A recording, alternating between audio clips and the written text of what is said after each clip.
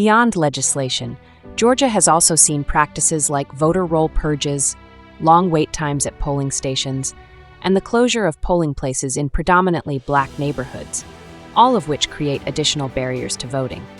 In 2018, then Secretary of State Brian Kemp oversaw the purging of over 1 million voters from the state's rolls, many of whom were from communities of color.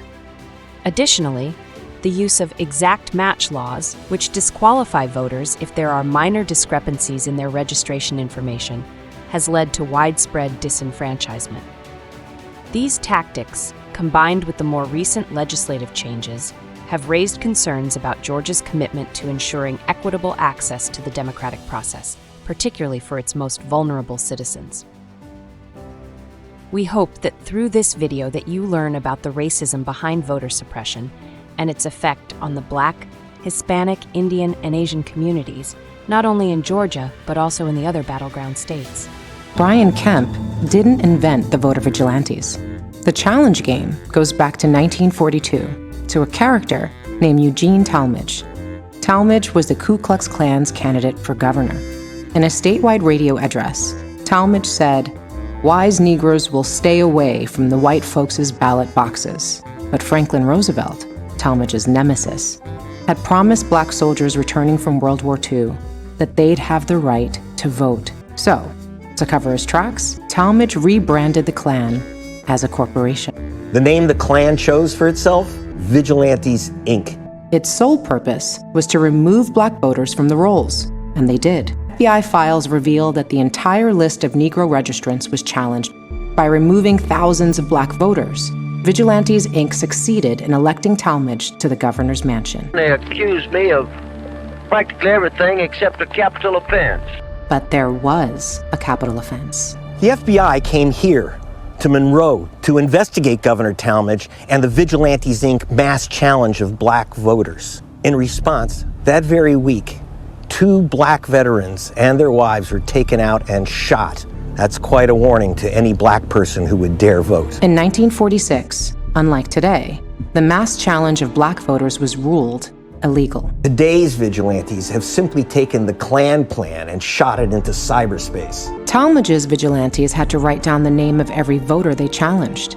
The new GOP vigilantes have gone digital, replacing white sheets with spreadsheets. They challenged thousands of voters with a single email. The FBI recommended Talmadge be indicted, but the governor was saved from prison when he had a fatal collision with a bottle of bourbon. You could expect anything from Gene Talmadge, because to begin with, Gene Talmadge was an alcoholic. He was probably 2/3 drunk 2/3 of the time he was in office. At age 13 or 14, I was working as a bartender. I worked at the Henry Rader Hotel, and that's where he would do his drinking.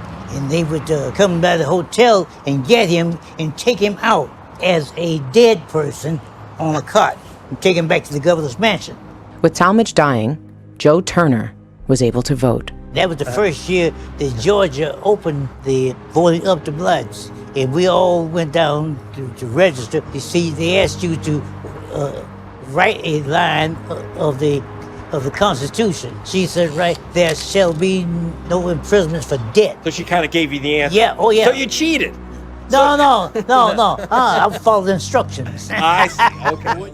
75 years after Joe Turner won his right to vote, he learned that Kemp had denied the ballot to his nephew, the Major, using the same method employed by Talmadge. In 2014, the group founded by Stacey Abrams registered 89,000 voters, mostly young black students, but 40,000 somehow didn't show up on the voter registry. And so we approached the Secretary of State and said, hey, what's up with these 40,000 missing voters? And they responded with launching a criminal investigation into the New Georgia Project and the work that we do, alleging that we somehow are illegally or improperly registering voters.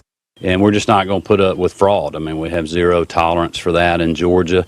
So we opened an investigation and served some subpoenas. The charges were never filed, but 40,000 voters missed the election. Around that time, I also met with a cheerful group that launched a campaign called 10,000 Koreans Vote.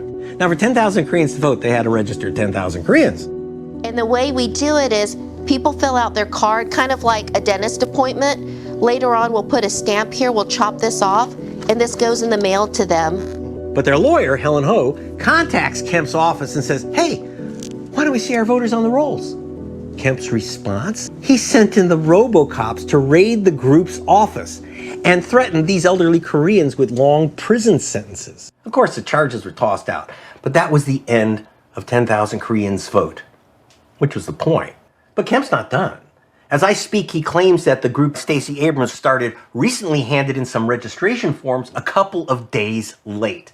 Now, for this picayune clerical matter, Kemp is demanding that the Attorney General arrest the group's leaders and send them to prison for 10 years or more. Absolutely. They want to put us under. It stinks of desperation, and it seeps through everything that they do, and it often comes along with the threat of violence. We are talking about a Secretary of State that went after college students. They raided a voter registration office and tried to send all of these college kids to jail and came against them with criminal actions, right? And the penalty for what they call voter registration fraud in Georgia, it carries with it a penalty of up to $10,000 in fines and 10 years in prison per form. Not everybody likes that I'm doing it. Olivia Pearson's mother led the county's NAACP. My mother sued the city of Douglas to get more representation on the city council. After years of registration drives, Olivia became the first Black woman to win election to the council. When I received the letter in 2016 from the Secretary of State signed by Brian Kemp. Kemp used his power as head of the state election board to have Olivia charged with the felony crime of interfering with voting. I could have served up to 5 years in prison. So it was very, very, very frightening. It was very depressing. I had to go and receive counseling to help me to cope with it. It was horrendous. The jury quickly found her not guilty because, as it turned out, disabled voters had filled out the official forms requesting her help. They had the handcuffs around my back, my hands to the back. I couldn't get into the car with them like that. I was in excruciating pain. The New York Times wrote that Olivia's case made Brian Kemp a pioneer of present-day voter suppression. From his very first year as Georgia's voting chief, Brian Kemp literally ordered armed seizures. He sent the Georgia Bureau of Investigation, Georgia's own version of the FBI, to Quitman, Georgia, to arrest 10 newly elected members of the school board, the first Black members on the board, arresting teachers, including 2 PhDs. Kemp accused them of stuffing tampered ballots into mailboxes. That same old accusation as in Kemp had suits like they were terrorists at Guantanamo. Local journalist George Boston Rhines has closely tracked the case. I'm George Boston Rhines, and I'm in Quitman, Georgia. And I am immediately, just got down here. These are the Quitman 10. This is what I do. After 4 years of prison over their heads, the Quitman 10 were acquitted of every charge. So much stress was on those people. Lula Smart even considered taking her own life. With all the indictment that I had, in my mind, I thought, well, if I just commit suicide, this will be over. Another suffered from lupus.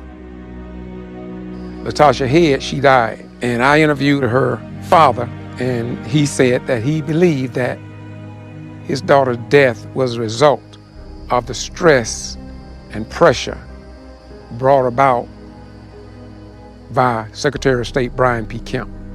Rhines explained that the persecution of the Quitman 10 brought up traumatic memories of the lynching of 12 Black men in 1918, what is called the Week of Terror.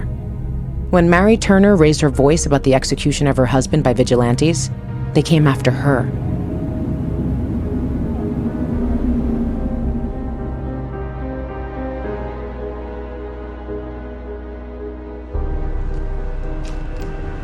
Oh, wow.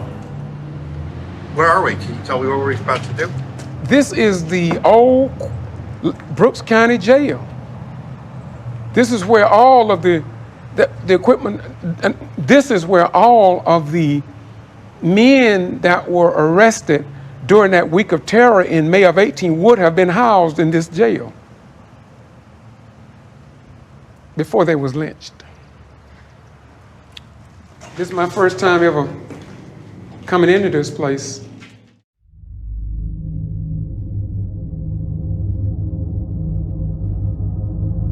I've heard some horror stories about this place. In May of 1918, Mary Turner was lynched. They took her, she was 9 months pregnant, turned her upside down, riddled her body with bullets. A white mob member took a hog knife, ripped over her abdomen, and out fell an 8-month-old fetus. And when that fetus fell to the ground, the white mob member took the heel of his boot and crushed that baby's head.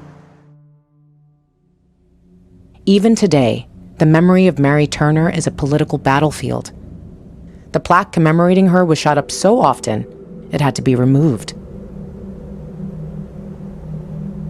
Civil War Ku Klux Klan Act, which makes intimidating a voter a prison time offense. You said the Ku Klux Klan law, 1871. Yes. Okay, it's well over, it's a century and a half. But we're in the middle of the new Jim Crow 2.0. And so we have to use the same means that we used against black codes and Jim Crow to now deal with Jim Crow 2.0, because there is a feeling in this country that certain people by mere race or ethnicity or gender are not as fundamentally American and thus not entitled to the protections of American civil rights. So we have to use those civil rights protections to continue to grow access to the franchise, which is why we've used a code that's almost 130 something years old. And so what we see is a consistency with Kemp, creating mechanisms to actually lift up the violence that has been inflicted on African-American communities. We can even talk about the signing of Senate Bill 202 that was passed shortly after the election in Georgia, where we were able to put these 2 new senators, an African-American and a Jewish man, in office after we were able to, the state flipped to be a Democratic state. That what we saw immediately coming out of that was a legislative session where they passed this bill, Senate Bill 202. In that bill, it is filled with violence. For what? Under arrest for what? And at the same time, right outside the room, when a duly elected official who had every right to be at the signing of a bill. Let her go! Why are you arresting her? She actually was dragged out as if she was a criminal, as if she wasn't human. If you go back to the bill signing, what you will see Governor Kemp sitting under a painting of a plantation. What is more violent than the image of a plantation where people were killed, maimed, stolen, sold, dehumanized, right? And flanked by all white men, as if that is in any form or fashion representative of the state of Georgia.